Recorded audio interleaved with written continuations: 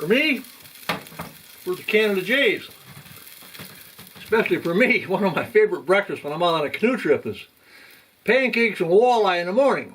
And that batch of walleye that Don sent out was big enough because Kevin ended up not driving up yesterday, so I've got walleye left over. So even here at the cabin, I'm going to have a breakfast of pancakes and walleye.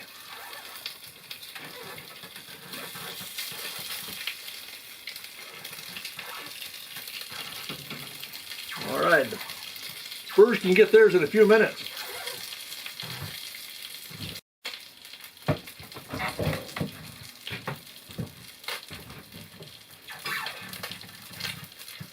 Coming along nicely.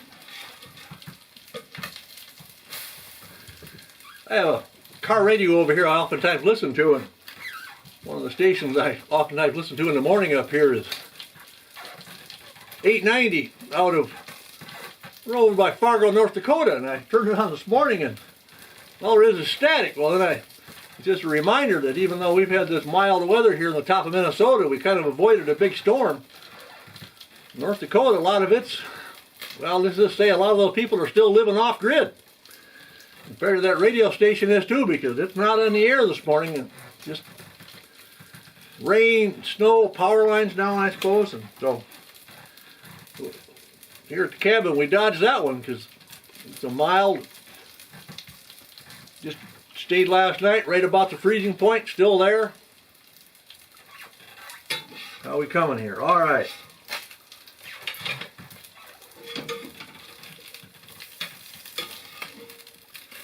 Pancakes and walleye, can't be beat.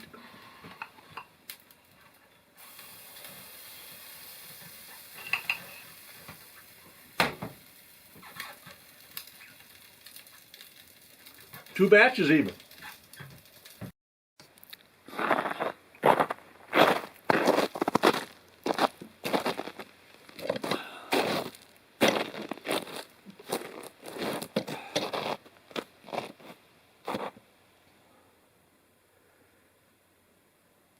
Made up a fresh pancake for those Canada Jays, but they don't seem to be around. Looks like a beautiful day coming up though. Got the blue sky overhead. Sun's going to break over the trees. Nice, it's going to get over there and hit my solar panels. Give those batteries a good shot. They need it. They recovered some yesterday, and I think there's a lot of them are at half charge now, so we're doing good. I'm clawing my way back after that previous trip. Had a lot of, well, low sun, cloudy, got a little snow some days. So I just used my Coleman gas lantern inside for the major part of my light in the evening for a bit to give the batteries a break, let them get recharged better. But I think with the blue sky, we'll be back to using solar energy tomorrow night.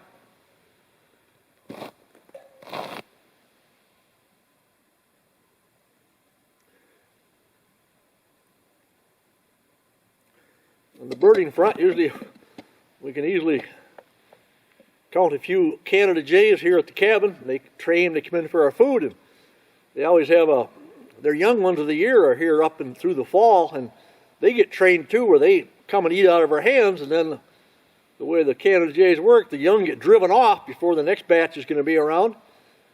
But out in the forest, you can be a few miles from the cabin, and you want to carry some food with you because all those orphans that are out there flying around, they remember food, humans, food. So I'm going to take a little pancake with me. I'm going to head over to a little grove of, there's some tamarack trees that are infested with the larch beetle, and they're dying, and that's bad.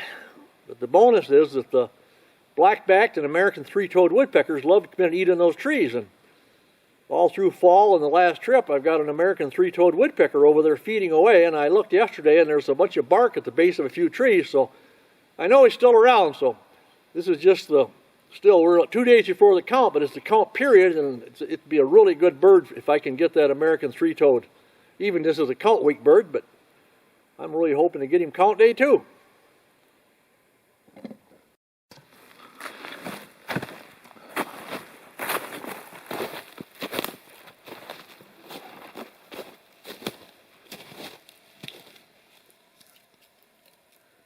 I'm not hearing my American three-toed woodpecker or the black-backed, but this snow has only been on the ground for 3 nights. There's a lot of fresh bark has been flecked off, and that's the trait of that American three-toed and black-backed woodpeckers. Well, and a hairy woodpecker will do it too. But instead of pecking a hole in there, they're flecking that stuff off to get to the things underneath. And usually their tapping is real light. They never get the real hammer going like we hear some of our woodpeckers. So that's what I'm listening for, is that just that indistinct tap tap tap tap tap. And I think they're around. Plenty of food. So we'll keep an eye out. This is the area that I'm going to work on next. Got to drop some of these big. This is a big Tamarack tree there on our left. And it looks like it's still healthy. I don't see any bark chipped around the bottom, but look at those Tamarack trees back in there further and see how the woodpeckers have been going after that larch beetle. So they're dead. This has been moving through this little grove for 3 years now, but I need to get the trees I want because there won't be any big ones left in another year. I didn't find any of the woodpeckers on this day, but a few days later I did capture this female black-backed woodpecker in that grove of trees.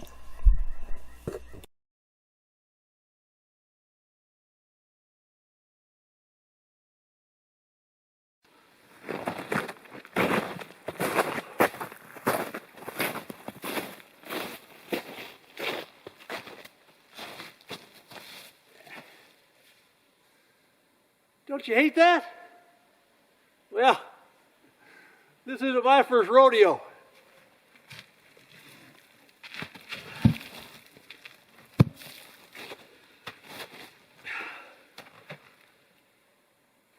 When I built these, I was kind of thinking ahead to a day like this.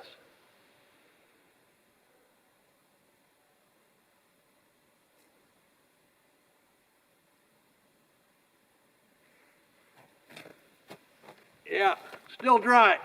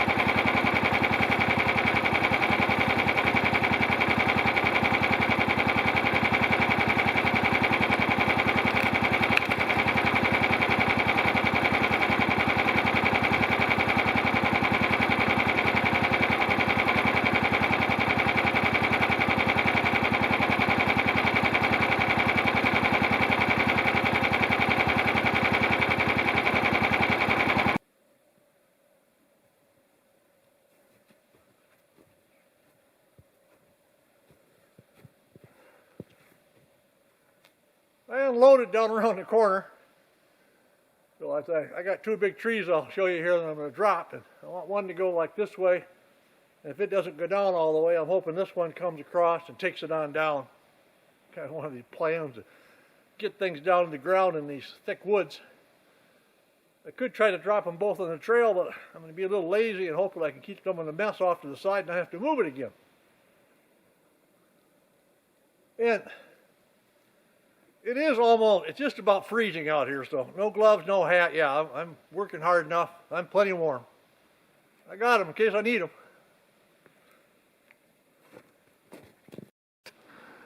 I want to try and drop that big one at almost like a 45-degree angle so it hits the wood just to our right here. There's kind of an opening in there it might fall down through. And then if that doesn't go all the way to the ground, I got this big beast right there that'll kind of fall right down across where the camera's sitting here, and it should take it on down to the ground, I think. But these things are they must be 80 to 90 feet tall, so there's a lot of log up there. I expected that to happen, but I was just hoping it would go down a little bit lower. But I think there's a tree that I'm going to go in there and I can get in there and safely cut it away and allow that to slide down further. I cut a tree out of the way and it kind of went out of the way and allowed this to come down, but I think it's going to come down the rest of the way easier now. I'm not guaranteed it's going to happen, but I'm going to try to drive the next one straight down the chute so it doesn't have any resistance on the top branches, and I'm hoping it takes the whole works down. Well, now I have a crossed up mess, but I think with gravity and I think I can safely get them to shuffle on down, and maybe if I have go have a cup of tea at the cabin, it might happen while I'm gone, because there's an awful lot of weight coming down just with a few light branches holding it up.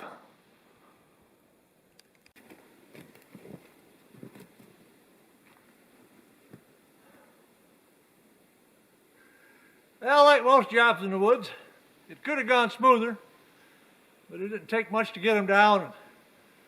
Now I've got two 14.5-foot logs to get floorboards out of, and two 12-footers to start cutting some roof boards out of. So I think I'm going to go up, take a break, a little rest, and come back out, and I'll get my ladder set up to start using the Granberg sawmill again.